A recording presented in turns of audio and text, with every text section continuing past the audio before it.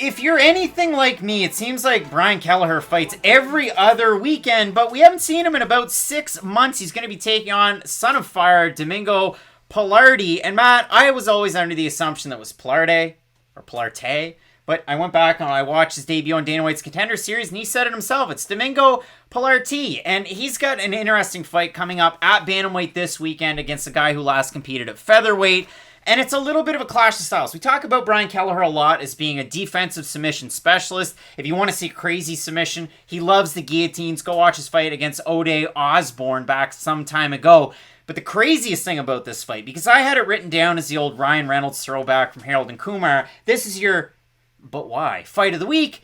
But it's not, because these guys were actually supposed to fight in what would have been Domingo Pilarte's UFC debut at UFC 230. Lewis versus Cormier. Now, since then, Brian Kelleher has fought about 6 times. That's absolutely insane. And for Domingo Pilarte, he lost a split decision to Felipe Colares, and then he took on Journey Newsom, and he got finished really, really quick, and his head bounced off the canvas. It was gross. He was knocked out, like, bad. So that fight was about 1.5 years ago. The Colares fight was 2 years ago. His last win, and this is where it gets squirrely, he beat Vince Morales by submission on Dana White's Contender Series 3 years ago. Almost 4.5 years ago, he beat Adrian Yanez by split decision. So you go, as a Domingo Pilarte guy, from beating Adrian Yanez and Vince Morales, who, listen, I'm good fighter. I like Vince Morales again, not to say I didn't before, but he had a great win a couple of weeks ago, to losing to Felipe Colares and Journey Newsom. I get it, it's a no contest, but listen, that's ridiculous. He lost the fight. For Brian Kelleher, 3-2 in his last 5. But again, if you look at Kelleher's UFC run and the losses, he lost to Cody Stamann, he lost to Ricky Simone, and he can struggle against some wrestlers and some bigger name guys. So the bantamweight division kind of has like 4 of these fighters who take you down and just kind of throw boxing combinations. Jimmy Rivera is one of those guys. Ricky Simone, I would say, is more wrestling oriented, but he still kind of fits that mold. Cody Stamann, and then at the bottom of that list, I would kind of put Brian Kelleher. Like, he does the same kind of stuff that those guys do. And, well, no, he doesn't go for the same, I guess, volume of takedowns that those guys do. He still is. He's good on the ground, but not great. He's good on the feet, but not great. It's just, Brian Kelleher's got a fun game to watch. It's probably the best way of describing it. He throws everything behind every shot, but we kind of know the limitations of his game. Because it's funny, you bring up UFC 230, so that means that Brian Kelleher would have been coming off the 3rd-round knockout loss to John Lineker at UFC 223. I think my memory's right. No, 224, because it was in Brazil. Am I right? I believe 224. Look at that. So, and after that fight, he did take a lot of damage, and it was interesting, because I didn't really know where to put Brian Kelleher after that. He was one of those, and I won't say he wasn't a rising star, but he did have a little bit of hype behind him after he beat Renan Barão, and that was a huge win back in the day. Like, even a win over 2018 Renan Barão means something. It's not 2014, it's definitely not 2013, but it still means something. He did look really good in that fight. But ever since, I don't really know where to put Brian Kelleher's skill set, because some fights he goes out there, and he looks like he could be a legitimate top 15 talent. He could hurt you on the feet, he's got great power in his shots, and really when I think about Brian Kelleher, it's not just the similarity with the guillotines. Just think of a 10-pound lighter Nick Lentz. They do fight in a very similar manner. Both guys are not afraid to go for volume takedowns when they have to, but they both primarily will try to get done with their boxing. The thing about Brian Kelleher that I do worry about is his susceptibility to leg kicks. I think Domingo can hit him with so many leg kicks it's not even funny, because with Brian Kelleher, it's weird. A lot of fighters will eat a lot of leg kicks in one of their fights, and then they will then get that weapon. Brian Kelleher still just eats leg kicks. He still doesn't throw a lot of offensive calf kicks, and I just wonder if that's ever something that he will incorporate into his game.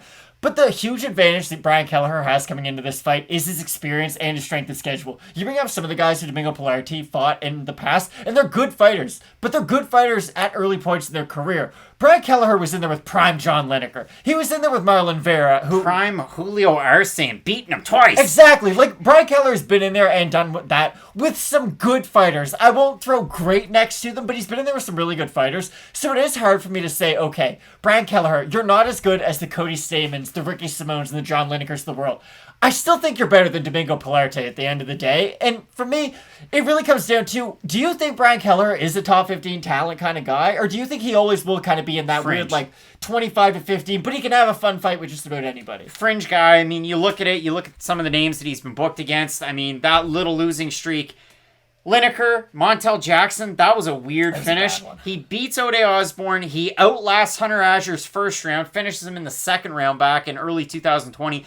Loses to Cody Stamann, and obviously there were kind of extenuating circumstances around that fight for Cody Stamann, but he went off in that fight and looked amazing.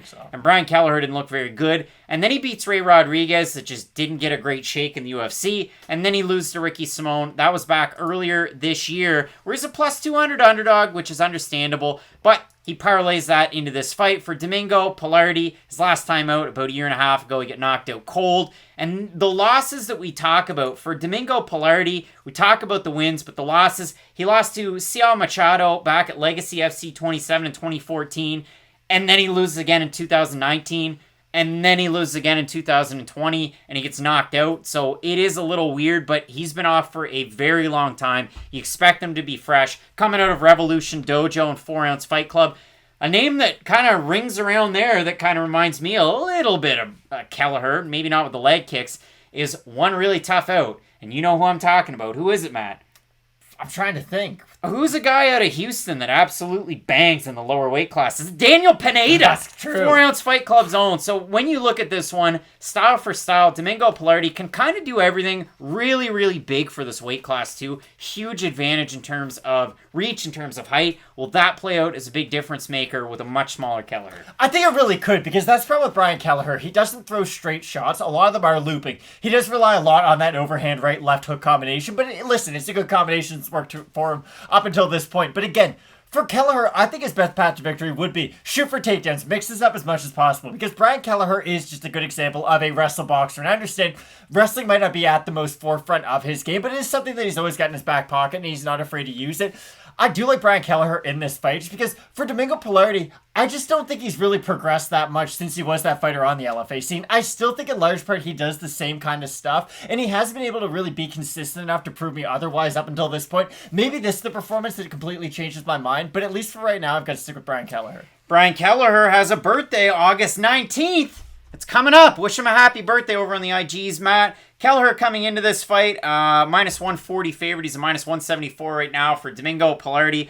Open to plus 120s, plus 145. Over on the Topologies, 1,108 total votes, 88% Kelleher, 30% by decision, 25% by submission, 39% by knockout.